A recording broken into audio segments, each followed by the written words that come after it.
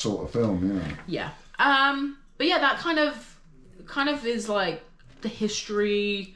I mean, it just barely touches on it. I would love to. There are so many other Christmas films. I really enjoyed talking about this to you. Yeah, did you actually like the? Yeah, I liked doing the research on this. But again, this was like kind of not really. It's like more of a basic alignment because we didn't want to go on all night talking about it. So this is kind of just like the basic. It's just a chat, isn't it? But I didn't realise the first film was so old.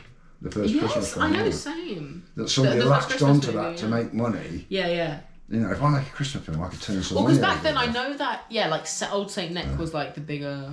And people would have thought, kids would almost believe. And then it kind of transitioned into being like Santa Claus and like more of a fun character because I feel like back then he was a bit more like. He was a lot more believed Is he from like I Russia? never raised you to believe in him. Is he Russian? No. He was from. Why do I feel like he was Russian? He was from.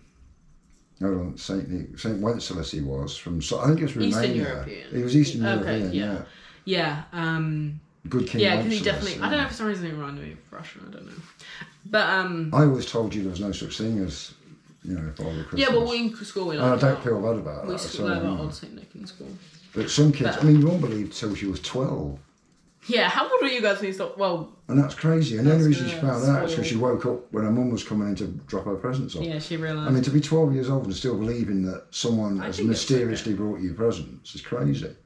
I think, anyway. But, Christmas films kind of go more from goodwill to all men to someone's getting stabbed with a candy cane, which I think is a funny... Because, again, like earlier on... It is funny to think that... We will get into this when we do a later episode about politics, but it is funny to think that war does affect film and then affect Christmas film by having, earlier on, the main characters maybe being a bad person, but have to get redeemed because the person that's viewing them might have fought in World War II. It's funny to think what that you did was a necessity. Currently, it's like the murderer is the main character, but that happened across all cinema where you're sometimes like following the main murderer as the main character, They don't have to get redeemed in the end, and that applies with Christmas horror, which is interesting.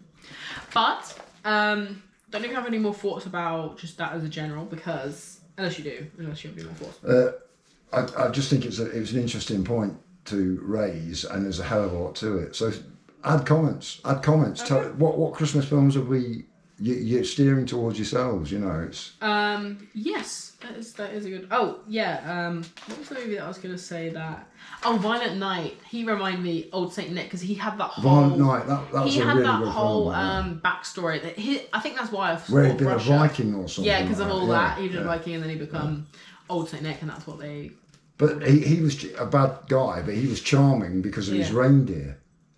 Yeah. That's what I think. They brought the reindeer into it, and he was really loving to the reindeer, and they loved him. So it kind of redeemed him in his way. But he wasn't as bad as the bad guy. So it's like they give you a bad guy, and then they give you an even badder guy.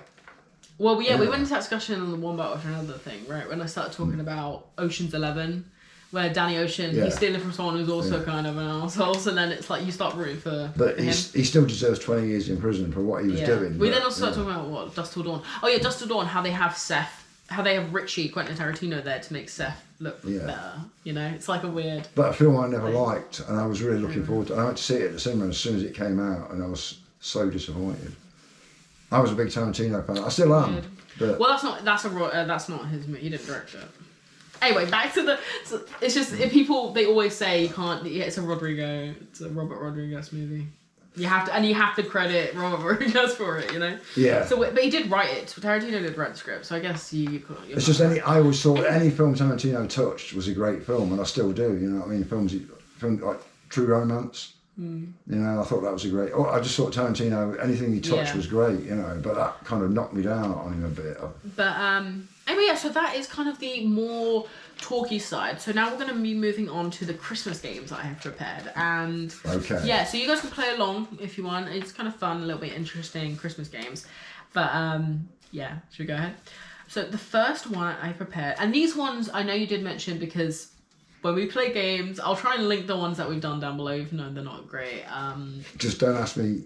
He's questions. not the best at games. I don't remember things. You guys. Yeah, but if we play film games, the thing is, I can't play you because I'm kind of more, I don't know. Like, you're the quiz master, yeah.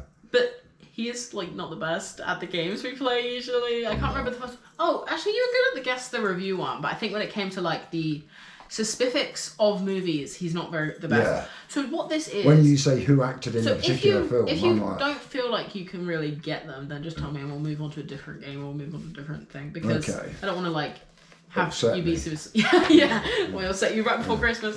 Alright, the first one is called "Is this a real Christmas movie or did I make it up?" Okay. I'm going to be reading you out. Yeah. So I feel like so you it's can, up to me. I can guess one way or the other if I don't know. are we reading you out real or fake? Reading you out real Christmas movies that are actual movies, and I'll tell you the year they're from, or did I make this up? Okay. And I was originally going to do points and have him like open a present if he won the points, but I think as it's Christmas, we'll just like who cares about the points? We won't keep count of that. You know, we'll just kind of have it. We'll just let me try and work out. Okay, this one's pretty Black Christmas. Yeah, there is a Black Christmas film. Yeah. From 1974, the original was remade in 2006. Wow, was it as old as 1974? Wow, yeah. Yeah, Black Christmas. Actually, funny enough to talk about Black Christmas. Because it shows they were making horror Christmas. Yeah. I know before the Before original. you said, Before the original line. Funny enough about Black Christmas is because it's a Canadian movie. People always say, I think it was James and Janice actually. Halloween basically just did everything Black Christmas did. So 1978 is when Halloween came out, but it became this huge thing. And Halloween and Scream are like the two movies that are like the most important in horror. Like they really defined the genre of horror. Yeah, broke huge and everything. But Halloween basically did what Black Christmas did, where it had like the female main character set on a holiday, killer unknown who is killing people off, but it just didn't become as popular. And I don't know if it's because it's Canadian or something, but it just. Or Halloween is more scary than Christmas, which is probably true, but. Funny enough, Black Christmas is before Halloween, even though it basically. I mean, I've never seen the original. Is it well acted and everything? Oh, it's good. It's good, and it's got a very controversial topic in it. Of even 51 years later, the main character in that is pregnant and she's going to get an abortion, and she's telling her boyfriend, and her boyfriend tells her that she will not make that decision, and it's a huge debate that people still defend his position in it. Basically, in the end, so spoilers for Black Christmas, the original, it's a sorority house, and actually funny enough, the remake that we saw is also a sorority house. It is, yeah. It's a sorority house, and they get phone calls on the on the phone in the sorority house. All the girls keep getting killed, and this main character has. Actually, I think it's Olivia Hussey, actually, who just recently passed away, so RIP to her, the main character. Her boyfriend, she's pregnant, and her boyfriend doesn't want her to get an abortion, all these things. Yeah. In the end... But she wants to get an abortion. She wants to get an abortion because it's not going to ruin the stuff. That's why a lot of people think that he is in the right. They think that because... But fuck him, it's not his body. Fuck him, and it's like but I think because it's the 70s, it's like such That is really a heavy subject but for even America later on, like 50 years later, it's still... But anyway, sorry, my point is that in the movie, she ends up getting chased down to the basement. It's the final scene, and basically he's randomly outside in the basement, and he's been creepy like the whole way up to this movie. She kills him in what she thinks is self-defense.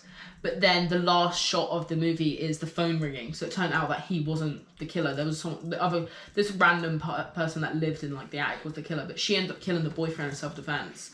But the whole abortion like subject is kind of always talked about because people think that he's in the right. See, that's a complex situation. That's not just good versus evil, because it's almost like a lot of people think she was bad.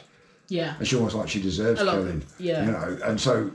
Yeah, they have to have something even worse. It's just so interesting that it decided to put that whole like subplot, I guess, because it's obviously it doesn't really affect the main movie in terms of the fact that they're getting killed. I think that's a bigger deal than you